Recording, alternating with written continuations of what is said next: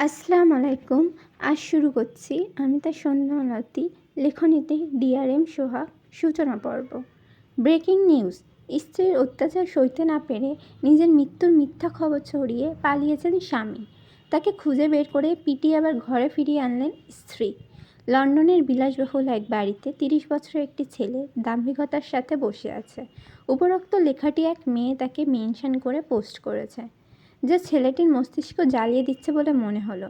বাঁ হাতের মুঠোয় ফোনটি শক্ত করে রাখে, চোখ মুখ অজস্র ক্রোধে ভরপুর। ডান হাতের এক আঙুল পিস্তলের ট্রিগারে। ছেলেটির দুপাশে কালো পোশাক পরিহিত প্রায় 15 জন লোক দাঁড়ানো, যাদের প্রত্যেকের চোখে কালো চশমা। ছেলেটি ঘাড় এদিক ওদিক নাড়ায়, ক্রোধান্বিত মুখের ঠোঁটের কোণে বাঁকা হাসি ফুটেছে। ধীরে ধীরে সে হাসি বিদঘুটে হতে শুরু করে। নিস্তব্ধ ঘর জুড়ে বিদঘুটে হাসির শব্দ ছড়িয়ে পড়ে। প্রত্যেকে আতঙ্কগ্রস্ত। ছেলেটি পিস্তলের ট্রিগারে দুবার চাপ দেয়। সাথে সাথে তার সম্মুখ বরাবর একটি বড়সড় অ্যাকোয়ারিয়াম ফেটে সব পানি আছড়ে পড়ে মেঝেতে।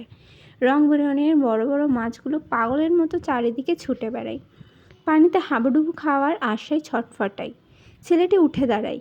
তার পরনে সাদা শার্ট, কোট, সাদা প্যান্ট। এখনও পুরো মুখ জুড়ে ক্রোধের ছড়াছড়ি। কয়েকটি মাছ ঝাঁপিয়ে ঝাঁপিয়ে এসে মালিকের চরণে মাথা ঠেকায়। বোধহয় পানির সন্ধান না পেয়ে এহেন কাজ তাদের। ছেলেটি ডান হাতের পিস্তল তুলে তার ঘাড়ে দুবার ডলে। ঘাড় নাড়ল কয়েকবার পাগলের ন্যায়। কয়েক সেকেন্ড না পেরোতেই তার বাঁদিকে দাঁড়ানো একটি লোকের কপাল বরাবর পিস্তল ঠেকায়। লোকটি ভীত হয়, গলা শুকিয়ে কাঠ হয়। সামনে দাঁড়ানো তাদের বসের ভাই বস, যার পাশে তাদের কলিজা হাতে নিয়ে থাকতে হয়। ছেলেটি তার সামনে দাঁড়ানো লোকটির দিকে চেয়ে হুঙ্কার ছেড়ে বলে, কে করেছে এই কাজ? Who is she? লোকটি তার বসের কথার উত্তর দিতে পারে না। দিবে কি করে? তার কাছে এমনকি কারোর কাছেই এর উত্তর নেই। কেউই জানে না, অথচ তাদের বস কোনো কথা শোনে না। লোকটি ভীতি ঢোক গিলে, দৃষ্টি নিচু, কিছু বলার সাহস হয় না। ছেলেটির দৃষ্টি তার সামনে দাঁড়ানো লোকটির দিকে স্থির থাকলেও ডান হাত ঘুরিয়ে ডান দিকে সারিবদ্ধ দাঁড়ানো 5 জন লোকের পা বরাবর দক্ষ হাতে একে একে শ্যুট করে দেয়। প্রত্যেকের মাঝ থেকে আর্তনাদের শব্দ বেরিয়ে আসে, তবে ছেলেটির মাঝে কোনো ভাবান্তর নেই। তার সামনে দণ্ডায়মান লোকের পেট বরাবর পিস্তল ঠেকায় পুনরায়। লোকটি সাথে সাথে তার বসের দিকে তাকায়, অপরাধীর ন্যায় বলতে নেই, বস আমাকে পুরো লাইন শেষ করতে পারে না। মাঝপথে থেমে যায় তার গুলি, পরপর 2টো শ্যুট করে দেয়। ছেলেটি আধমরা লোকটিকে বাঁ হাতে ধাক্কা মেরে ফেলে দেয়। সকলে পায়ে গুলি খাওয়ার পরও শান্ত হয়ে আছে, মনে মনে আলহামদুলিল্লাহ বলছে এ যাত্রায় তারা বেঁচে গিয়েছে বলে। মাফিয়ার বেঁচে থাকা ছেলেটি গটগট পায়ে রুম থেকে বেরিয়ে যায়।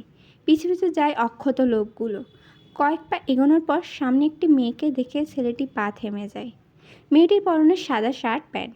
মেয়েটি একজন গার্ড বোঝা যাচ্ছে। ছেলেটি মেয়েটির পা থেকে মাথা পর্যন্ত চোখ বুলায়। ফোনে পোস্টে চোখ বুলালো একবার, আবারও মেয়েটির দিকে তাকিয়ে বাঁকা হেসে বিড়বিড় করে, লামিয়া।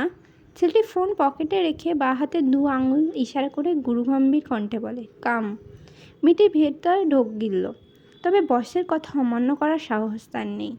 ছোট ছোট পায়ে এগিয়ে আসে সামনের দিকে। মেয়েটি কাছাকাছি আসতেই ছেলেটি বাঁ হাতে মেয়েটির চুলের মুঠি চেপে ধরে। মেয়েটি ভয়ে চেঁচিয়ে ওঠে। ছেলেটি বিন্দুমাত্র সময় ব্যয় না করে মেয়েটি পেট বরাবর পর 3টে শ্যুট করে দেয়। মেয়েটির চোখ দুটো স্বাভাবিকের চেয়ে বড় হয়ে যায়। ছেলেটি মেয়েটির চুলের মুঠি ছেড়ে দিলে মেয়েটি বাম দিকে হেলে ঠাস করে পড়ে যায়। মেয়েটির থেকে কয়েক হাত দূরত্বে দাঁড়ানো জেডি মেয়েটির এহেন পরিণতিতে তার উপর আহামরি প্রভাব ফেলল বলে মনে হয় না, তবে তার দৃষ্টি সামনে দাঁড়ানো ছেলেটির পানে।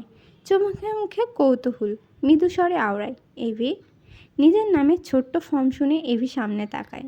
চোখে মুখে এতক্ষণে জমা ক্রোধ মিলিয়ে যেতে শুরু করেছে। তার মতে তার সাথে যে ফাজলামো করেছে তাকে শিক্ষা দিতে পেরেছে। আদেও কি এটা সত্য? এভি জেডির দিকে তাকিয়ে সূক্ষ্ম হাসে। জেডি ভুরু কুঁচকে বলে, সব ঠিকঠাক?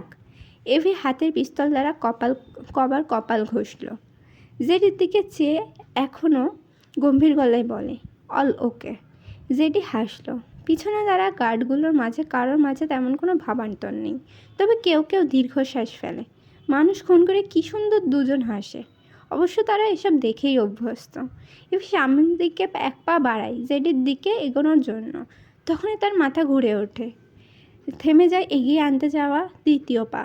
বিরক্তি নিয়ে জেডির দিকে তাকায়, দৃষ্টি ঝাপসা লাগছে। মাথায় কী যেন কিলবিল করছে। প্রচণ্ড মাথা ব্যথায় কয়েক সেকেন্ডের ব্যবধানে এভির শরীর নেতিয়ে আসে। দাঁড়িয়ে থাকার সক্ষমতা হারায়। ধপ করে বসে পড়ে হাঁটু গেড়ে। হাত থেকে পিস্তল পড়ে ছিটকে যায়। জেডে এভির বেহাল দশা আটকে ওঠে। এভির দিকে দৌড়ে আস্তে আস্তে চিৎকার করে দেয়, এভি! সামনে শয়নরত মেয়েটির লাশের ওপর দিয়ে এক লাফে ডিমিয়ে জেডির এভির পাশে এসে বসে। ততক্ষণে এভি অজ্ঞান হয়ে পড়ে গিয়েছে। জেডি এভির দুগালে দুহাত রেখে কাপা কণ্ঠে বলে, এভি, এভি, হোয়াট হ্যাপেন? চোখ খুলো, এভি! নিস্তেজ হয়ে পড়ে থাকা এভি কোনো সাড়া দিল না। জেডির দৃষ্টি জুড়ে অসহায়ত্ব। একজন গার্ড বিড়বিড় করে, যেমন কর্ম তেমন ফল। সাথে সাথে জেডি তার পিছন থেকে পিস্তল বের করে সামনে দণ্ডায়মান গার্ডের বুক বরাবর পুরো 6টি গুলি একেধারে করে লোকটির বুক একেবারে ঝাঁঝরা করে দেয়। দৃষ্টিতে আগুন জ্বলছে। বাকিদের উদ্দেশ্যে সিংহের ন্যায় হুঙ্কার ছেড়ে বলে, গুনে গুনে 100টা পিস করবি, গো ফাস্ট। কথাটি বলে জেডি হাতের পিস্তল ছুঁড়ে ফেলে এভির দিকে তাকায়।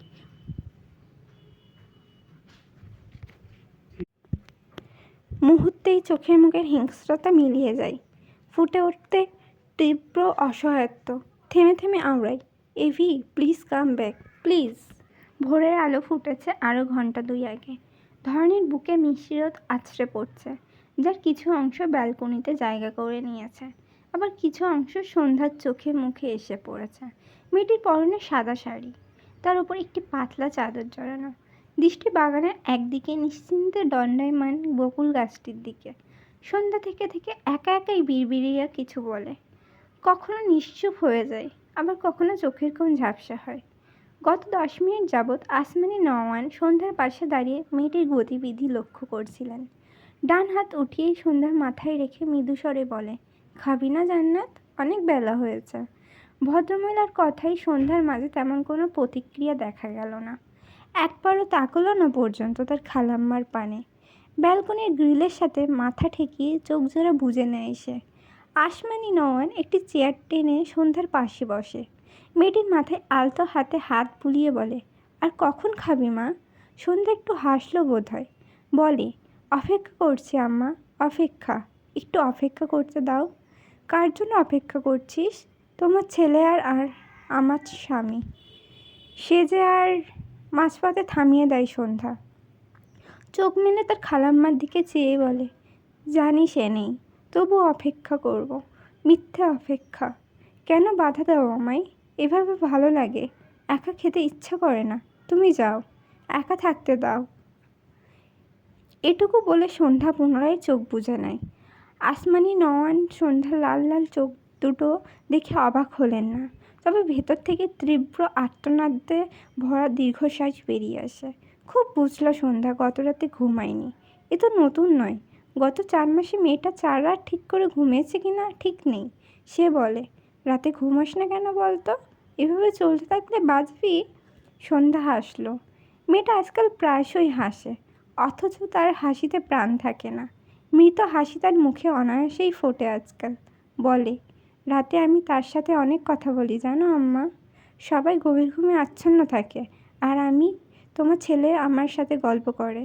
সে অনেক গল্প, আবার খুব সুন্দর করে হাসে। কিন্তু থেমে যায় সন্ধ্যা। শুকনো হয়ে আসা গলা ভেজায় কয়েকবার। ভাঙা স্বরে বলে, সে আর আমায় ভালোবাসে না আম্মা। আমি তাকে ছুঁতে গেলে সে হারিয়ে যায়, আর তারপর তারপর আর আসে না। আবার পরের রাতের জন্য অপেক্ষা করতে হয়। সে আসে, আমার সাথে কথা বলে, থেকে থেকে খুব হাসে জানো। আমি মন ভরে দেখি। ধীরে ধীরে দিনের আলো ফুটতে শুরু করে, সেও হারিয়ে যায়। আমি অসহায় হয়ে পড়ি, গলা ফাটিয়ে ডাকি, আর একটু থেকে যেতে বলি, কিন্তু সে বসে না আমার পাশে। সে যে স্বার্থপর হয়ে গেছে, এখন আর আমার কথা রাখে না, তাই চলে যায়। আমাকে রেখে শুধু চলে যায়। আসমানি নওয়ানের চোখ জোড়া ভিজে ওঠে। গত 4 মাসের প্রথম 1 মাস যে ভীষণ অসুস্থ হয়ে পড়েছিল, কি জানি সন্ধ্যা তখন কিভাবে ছিল। সময়ের সাথে সাথে ভদ্রমহিলা নিজেকে শক্ত করলো। তার এই মেয়েটাকে আগলে রাখতে হবে তো, সে আসল মেয়ের কাছে। ততদিনে সন্ধ্যার কত শত পরিবর্তন হয়ে গেল। ভদ্রমহিলা নীরব অশ্রু ফেলে। মেয়েটাকে মাঝে মাঝে পাগল লাগে। এসব কথা কোনো সুস্থ মানুষ বলে? আসমানি নওয়ান শাড়ির আঁচলে চোখ মুছে বলেন, খেয়ে নিবি চল, তারপর ডক্টরের কাছে নিয়ে যাব। সন্ধ্যা এবারেও হাসলো। ডান চোখের কোণ ঘেঁষে এক ফোঁটা জল বেলকুনির রেলিংয়ের ওপর পড়ে। মেয়েটি ব্যথিত স্বরে বলে, আমি পাগল নই গো আম্মা, আমি পাগল নই। তোমরা কেন আমাকে বারবার পাগলের ডক্টর দেখাও? তবে কেন এসব বলিস? আকাশ কোথা থেকে আসবে বলতো? তুই কেন অবুঝপনা করছিস মা? সন্ধ্যায় পদ্মে ফুপিয়ে উঠল। তখনই দরজায় এসে দাঁড়ায় লামিয়া, পরনে কলেজ ড্রেস। প্রতিদিন সকাল করে সন্ধ্যাদের বাড়ি আসে। মাঝে মাঝে সন্ধ্যাকে টেনে কলেজে নিয়ে যায়। কখনো বা সন্ধ্যাকে খাইয়ে ঘুম পাড়িয়ে সে কলেজে যায়। আবার কখনো সে কলেজ মিস দিয়ে সন্ধ্যার সাথেই থেকে যায়। সন্ধ্যাকে এভাবে ফোপাতে দেখে মেয়েটি অবাক না হলেও ভীষণ বিচলিত হলো। এগিয়ে এসে সন্ধ্যার পিছনে দাঁড়ালো। আসমানি নওয়ান লামিয়াকে দেখে একটু ভরসা পায়। লামিয়ার পাশে দাঁড়ালে লামিয়া ভদ্রমহিলার দিকে চেয়ে বলে, চিন্তা করবেন না আন্টি, ও ঠিক হয়ে যাবে। আসমানি নওয়ান ঝাপসা চোখে চেয়ে রইলেন। নিজেকে সামনে বলে, ওকে খাইয়ে দিও তো মা, কাল রাতেও খাওয়াতে পারিনি। লামিয়া মাথা নাড়িয়ে সম্মতি দেয়। সে খাওয়াবে তার বান্ধবকে। আসমানি নওয়ান প্রস্থান করেন জায়গাটি। লামিয়া সন্ধ্যার পাশে বসে মৃদু স্বরে বলে, গত রাতে কী বললে আকাশ ভাইয়া? সন্ধ্যা মাথা তোলা চেঁচিয়ে বলে, আমি তো পাগল, কেন এসেছিস পাগলের পাগলামি দেখতে? ঠিক হব না আমি, যা এবার। কথাগুলো বলতে বলতে সন্ধ্যা লামিয়াকে ঠেলে লামিয়া অসহায় চোখে তাকায়। মৃদু স্বরে বলে, আমি তোকে কখন পাগল বললাম? এরকম করিস না, আমার কথা শোন। সন্ধ্যা ভেজা কণ্ঠে বলে, উনি নেই, তুই জানিস, তবু কেন বলছিস সে আমায় কী বলল? আমি তো বলেছি আমি পাগল, এখন যা। লামিয়া দীর্ঘশ্বাস ফেলে বলে, মানিস তাহলে, যার জন্য রাতের ঘুম কামাই করিস সে শুধুই তোর কল্পনা? সন্ধ্যা শান্ত চোখে চাকায় তার বান্ধবীর দিকে। দু চোখ বেহে টুপ করে কয়েক ফোঁটা জল গড়িয়ে পড়ে। ধরা গলায় বলে, সব বুঝি আমি, সব জানি, কিন্তু মানব কি করে? সে ভালোবাসতে শিখে গিয়েছে, ভুলে যেতে শেখায়নি তো। ভীষণ স্বার্থপর সে, আমার ভালো থাকা কেড়ে নিয়ে হারিয়ে গেছে। সন্ধ্যা দুর্বল শরীরটা ব্যালকনির রেলিংয়ে ঠেকায়। শব্দহীন নির্জীব হেসে বলে, সে চলে গেল, যাওয়ার আগে দিয়ে গেল পাহাড় সম দুঃখ। লামিয়া দীর্ঘশ্বাস ফেলে। এগিয়ে এসে সন্ধ্যাকে ধরে টেনে তোলার চেষ্টা করে। সন্ধ্যা ওঠে না। লামিয়া সন্ধ্যাকে টানে আর বলে, এমন বাচ্চাদের মতো করিস কেন বলতো? তুই এখন একা না, নিজের জন্য না হোক, পেটে যে আছে তার জন্য হলেও নিজের যত্ন নে। আকাশ ভাইয়ের কথা মেনে হলেও তার অংশের যত্ন নে। সন্ধ্যা নাক টানলো, চোখ বুজে চুপ করে রইল, কিচ্ছু বলল না। লামিয়া বেশ শক্তি খাটিয়ে সন্ধ্যাকে টেনে দাঁড় করালে সন্ধ্যা রেগে লামিয়ার গায়ের জোরে একটা থাপ্পড় মেরে দেয়। লামিয়া বিস্ময় দৃষ্টিতে তাকায়। মলিন গলায় বলে, আমায় মারলি? সন্ধ্যা ঢোক গেলে কাপা স্বরে বলে, আমি ইচ্ছা করে মারিনি। এটুকু বলতে বলতে সন্ধ্যা আবারও ফুঁপিয়ে ওঠে। ফুঁপানো কণ্ঠে বলে, আমি ভালো না, আমি শুধু তোকে আঘাত করি, চলে যা তুই, আমি একা থাকবো। লামিয়া মলিন মুখে চেয়ে রয় বান্ধবীর পানে। সেই পোকাশোকা ভীতু সন্ধ্যা আকাশের সাথেই হারিয়ে গিয়েছে। মেয়েটা যেমনই জিদ্দি হয়েছে তেমনই একটু এদিক ওদিক হলেই মেরে দেয়। সন্ধ্যার মারের শিকার অবশ্য সেই হয়েছে এ পর্যন্ত। মাঝে মাঝে ভীষণ অবাক হয় আগের সন্ধ্যার সাথে মেলাতে না পেরে। কিন্তু বান্ধবীর পরিস্থিতির কথা মনে পড়লে সন্ধ্যার দেয়া চড় থাপ্পড় সব মুছে যায়। মন খারাপ হয় প্রিয় বান্ধবীকে এভাবে পুড়তে দেখে। লামিয়া এগিয়ে এসে সন্ধ্যাকে জড়িয়ে ধরে। সন্ধ্যা বান্ধবীকে আঁকড়ে ধরে, কান্না ভেজা কণ্ঠে বলে, আমি পারি না লামিয়া, খুব খারাপ হয়ে গিয়েছি আমি, সবাইকে কষ্ট দিই। কিন্তু আকাশ ফিরে আসলে আমি আবার ভালো হয়ে যাব, খুব লক্ষ্মী হয়ে যাব। ওনাকে আসতে বল না, আমি তার অংশকে খুব ভালোবাসি, খুব যত্ন করতে চাই তার, কিন্তু আমি ভেঙে যাই, আমার ওনাকে লাগবে। অনেকগুলো দিন হয়েছে ওনাকে ছাড়া, আর পারছি না, আর না। লামিয়া চোখ ভিজল। সন্ধ্যার পিঠে হাত বুলিয়ে সান্ত্বনা দিয়ে বলে, ধৈর্য রাখ পাখি, আকাশ ভাইয়ের অংশ একবার তোর কোলে চলে আসলে দেখবি তুই খুব ভালো থাকবি। তিনি যাওয়ার আগে তোকে অনেক বড় উপহার দিয়ে গেছে। সন্ধ্যা কিছু বলল না। অনেকটা সময় পর শান্ত হয় সন্ধ্যা। লামিয়া সন্ধ্যাকে চেয়ারে বসিয়ে তার ফোন বের করে বলে, একটা অকাজ করেছি, দেখবি? সন্ধ্যা প্রশ্নাত্মক চোখে তাকায়। লামিয়া বাঁ হাতে সন্ধ্যার মুখ মুছে দিয়ে তার ফোন সন্ধ্যার সামনে ধরে বলে, দেখ একবার, কনফার্ম হাসবি। সন্ধ্যা লামিয়ার ফোনে চোখ বুলায়। একজনকে মেনশন করে একটি পোস্ট করা, ব্রেকিং নিউজ, স্ত্রীর অত্যাচার সইতে না পেরে নিজের মৃত্যুর মিথ্যা খবর ছড়িয়ে পালিয়েছেন স্বামী। তাকে খুঁজে বের করে পিটিয়ে আবার ঘরে ফিরিয়ে আনলেন স্ত্রী। লেখাটি পড়ে সন্ধ্যা ভ্রু কুঁচকে বলে, এভিকে? লামি অসহায় কণ্ঠে বলে, তোর হাসি আসলো না? আচ্ছা, না হাসলি পরে সময় করে হাসবি না হয়। চিনি না কে, লিস্টে ছিল, একটু মজা করলাম আর কি। সন্ধ্যা বিরক্তি কণ্ঠে বলে, ঝামেলায় পড়লে সেখানে আমি যাব না। লামিয়া গালে হাত দিয়ে বলে, কি বলিস? আমাকে মেরে মেরে তোর হাত অনেক শক্ত হয়ে গেছে। তোর এক থাপড়া খেলে বিপক্ষ দল বাপ বাপ করে পালাবে। ঝামেলা যেখানে তুই উপস্থিত থাকবি সেখানে। সন্ধ্যা কিছু বলল না। লামিয়া পিছন থেকে সন্ধ্যার গলা জড়িয়ে ধরে সন্ধ্যার মাথার ওপর তার থুতনি রেখে বলে, এই পাখি, তোকে আমি স্কুটি চালানো শেখাবো, বুঝলি? কালকে থেকেই এই মিশনে নামবো। কথাটা বলে দু হাতে সন্ধ্যার গাল টানে আর বলে, এখন হাসবি নয়তো খবর আছে। সব তোর হাসির জন্য করছি, প্রতিদান না দিলে ভালো হবে না বলে দিলাম। এবার বোধহয় সন্ধ্যা একটু হাসলো, যদিও চোখে মুখে বিষাদের ছায়া। তবে বান্ধবীর পাগলামো দেখে বরাবরই অবাক হয়। মাঝে মাঝে জিজ্ঞেস করতে ইচ্ছে হয়, তুই চলে যাস না কেন? আমি পাগলের সাথ কে দেয়?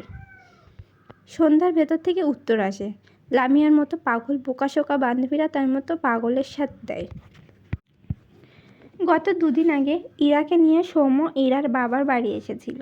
ইরা অনেকদিন যাবৎ আসতে চাইছিল। সৌম্য তার অসুস্থ বনুকে ছাড়া আসতে পারতো না, ইরাও জোর করতো না। সবশেষে সৌম্য দুদিন আগে ইরাকে নিয়ে বেড়াতে এসেছিল। বাসের মাঝ বরাবর ডান পাশে দুটো সিটে সৌম্য আর ইরা বসেছে। জানালার দিকটায় ইরা বসেছে, পাশের সিটে সৌম্য। বাস এখনও স্থির, আর মিনিট 5 পর ছাড়বে হয়তো। একটি বাচ্চা মেয়ের কান্না আওয়াজে সকলের ধ্যান ভাঙে। ইরা তাকায় মেয়েটির দিকে। তাদের পাশে অবস্থানরত সিটে বসা এক মা, মায়ের কোলে কান্নারত মেয়ে। ইরার মনে হলো বাচ্চা মেয়েটি তার দিকে তাকিয়ে কাঁদছে। ইরা ঢোক গিলল। বাচ্চা মেয়েটি কাঁদতে কাঁদতে আঙুল দিয়ে ইরার দিকে ইশারা করে আর বলে, মা, ভূত ভূত ভূত মা। ইরা তার মুখ দেখে সরে যাওয়া শাড়ির আঁচল টেনে দ্রুত মুখের ডান পাশ ঢেকে নেয়। বাঁ হাতে সৌম্যর শার্ট শক্ত করে ধরে, মাথা নিচু করে নেয়। জলে ভরা চোখ থেকে টুপ টুপ করে কয়েক ফোঁটা পানি গড়িয়ে তার কোলে পড়ে। সৌম্য অবাক হয়ে বাচ্চা মেয়েটির পানে চেয়ে আছে।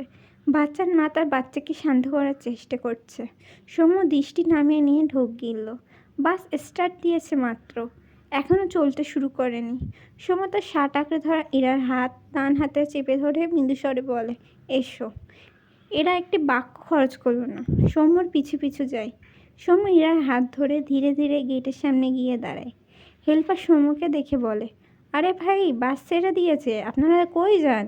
সৌম্য উত্তর দেয়, নেমে যাব, সাইড দিন। যাবেন না? না, ভাড়া ফেরত পাবেন না কিন্তু। লাগবে না। হেল্পার বাস থেকে নেমে দাঁড়ালে সৌম্য ইরাকে নিয়ে বাস থেকে নেমে যায়। হেল্পার বাসে উঠে পড়লে বাস ছেড়ে দেয়। সৌম্য ইরাকে নিয়ে কাউন্টারে যায়। এরপরে বাসের টিকিট কাটে। কাউন্টার থেকে জানায় 1 ঘন্টা পর বাস আসবে। সৌম্য ইরাকে নিয়ে রাস্তার পাশে পাতানো বসার জায়গায় বসে। ইরা সেই যে মাথা নিচু করেছে, একবারের জন্য মাথা ওঠায়নি। কিছুক্ষণ পর পর ডান হাত উঠিয়ে ভেজা চোখ মুছে। সৌম্য মৃদুস্বরে ডাকে, ইরাবতী। সাড়া নেই, না মুখে আর না তো আকারে ইঙ্গিতে। সৌম্য কয়েকবার ডাকলো, ইরাবতী, ইরাবতী, ইরাবতী। ইরার চোখের বাঁধ ভেঙেছে। এক পর্যায়ে মেয়েটা ফুপিয়ে উঠল। সৌম্য চোখ বুজে মলিন সুরে বলে, আমি ব্যথা পাচ্ছি ইরাবতী। এ পর্যায়ে ইরা মাথা উঁচু করে সৌম্যর দিকে দৃষ্টি ফেলে। একই সময় সৌম্য ইরার পানে তাকায়। হাত বাড়িয়ে ইরার পুরো মুখ উন্মুক্ত করে দেয়। ইরার চোখ বেয়ে অশ্রু গড়ায়। সৌম্য চেয়ে রয় ইরার পানে। ইরার মুখের বাঁ পাশটা জায়গা জায়গা পোড়া, যেটা অতটা বোঝা যায় না, তবে ডান পাশ পুরোটা পোড়া। বাচ্চারা দেখলে ভয় পাবে, পাবে না, অলরেডি পেয়েছে। আর ইরাবতী পেয়েছে দুঃখ। একসময় যে চেহারার প্রশংসায় সকলের মুখে ফেনা উঠত, আর সেই চেহারা দেখি সকলেই দূরত্ব বাড়ায় তার থেকে। আর বাচ্চারা পায় ভয়, কিন্তু সৌম্য মুগ্ধতা পারে হয়তো। বিশ্ব শূন্যদের মুখের দিকে 2 মিনিট তাকিয়ে থাকার ধৈর্য হয় না ছেলেটার। অথচ তার পোড়া মুখের বউয়ের দিকে তাকালে চোখ সরে না। আজও সৌম্য দেখল ইরাকে, সবসময় দেখে। 2 হাতে ইরার চোখ মুছে দেয়। বাঁ হাত ইরার গালে রেখে মৃদু হেসে বলে, আমার ইরাবতীর ভালোবাসার প্রতীক এটা। জন্মদাগের ন্যায় আজীবন রয়ে যাবে। আমার মতো ভাগ্যবান স্বামী লাখে একটা। ভাগ্যবান হওয়ার কারণ বউ তুমি, আমার মুগ্ধতা। অতি আবেগে মেয়েটার চোখ নতুন করে ভরে ওঠে। এতক্ষণে খারাপ লাগা নিমিষেই হাওয়ায় মিলিয়ে গেল। ভাঙা গলায় বলে, অনেক ভালোবাসি তোমাকে। সৌম্যর হাসি দীর্ঘ হয়। ইরার বাঁ হাত তার বুকে চেপে পিছন দিকে সামান্য হেলান দিয়ে চোখ বুজে নেয়। মৃদু স্বরে বলে, আমাকে দুঃখ দিতে চাইলে কাটতে পারো। ইরা অপরাধীর ন্যায় বলে, দুঃখিত, আর কাটবো না। সৌম্য হাসল। ইরা মুগ্ধ চোখে চেয়ে চেয়ে দেখল তার শ্যাম পুরুষের হাসি। জেডি কেবিনের বাইরে দাঁড়িয়ে অপেক্ষা করছিল। মাত্র ডক্টর তাকে কিছু কথা বলে গিয়েছে, যা শুনে সে বারবার ঢোক গিলে শুকনো গলা ভেজানোর বৃথা চেষ্টা করছে। ভেতরে যাওয়ার সাহস পাচ্ছে না। আসন্ন পরিস্থিতি ধারণা করে সে ভীত হচ্ছে। নিজেকে বুঝিয়ে সুঝিয়ে কেবিনের ভেতর যাওয়ার জন্য দু পা এগিয়ে থেমে যায়। ভেতর থেকে এভি নিজেই বেরিয়ে আসে। জেডি এভিকে দেখে মৃদু হাসার চেষ্টা করলো, কিন্তু এভি হাসলো না। ক্রোধে ভরা দৃষ্টি জেডির পানে। অতিরিক্ত রাগে চোখের সাদা অংশ লালিত হয়ে আছে। সোনালি চোখের মণি দুটো আরও ঝলমল করে। যেটি কিছু বলতে চাইছে, সেই সুযোগ দিল না এভি জেডিকে। ঝড়ের বেগে তেড়ে এসে জেডিকে ধাক্কা মেরে চিটপটাং করে ফেলে দেয় মেঝেতে। এভি জেডির দুপাশে হাঁটু ঘিরে বসে সামান্য জেডির মুখ বরাবর ঘুষি মারতে থাকে। জেডি এভিকে আটকানোর চেষ্টা করলেও ব্যর্থ হয়। সকল গার্ড অবাক হয়ে চেয়ে আছে। জেডির অবস্থা খারাপ বুঝতে পেরে কয়েকজন এভির দিকে গান তাক করে। জেডি ডান দিক থেকে হাত উঠিয়ে ইশারা করে, যার অর্থ গান নামাও। একজন বুঝতে পেরে বাঁদিকের গান নামাতে বললে তারা গান নামিয়ে নেয়। এক পর্যায়ে এভি শান্ত হয়, তবে দৃষ্টি কঠিন। জেডির মুখ দিয়ে রক্ত বেরিয়ে গিয়েছে, অথচ ছেলেটা হাসছে। এভি রেগে জেডির মুখে আরেকটা ঘুষি মারে। জেডি এবার শক্ত করে হেসে ওঠে। ব্যথা পাওয়ার বিন্দুমাত্র চিহ্ন তার মুখায়বে নেই। এভি চরম বিরক্ত হয়ে জেডির ওপর থেকে উঠে দাঁড়ায়। হসপিটাল থেকে বেরিয়ে যেতে নিলে জেডি ব্যথাতুর আওয়াজের ভান করে বলে, হে আকাশ, বিরাজ নামান, মাই এভি যান, ট্রিটমেন্ট করার আমার, নয়তো মরে যাব। এভি জেডির দিকে ফিরে রেগে বলে, মর তুই। জেভি ডান হাতে বুক ডলে অসহায়ের ভান করে বলে, দুঃখ পেলাম। এভি বিরক্ত হলো, দাঁড়ালো না এখানে। জেডি জিজ্ঞেস করে, কোথায় যাচ্ছিস? বাংলাদেশ। আমিও যাব। এভি রেগে বলে, স্বার্থপরের বাচ্চা, তুই এখানে পচে মর।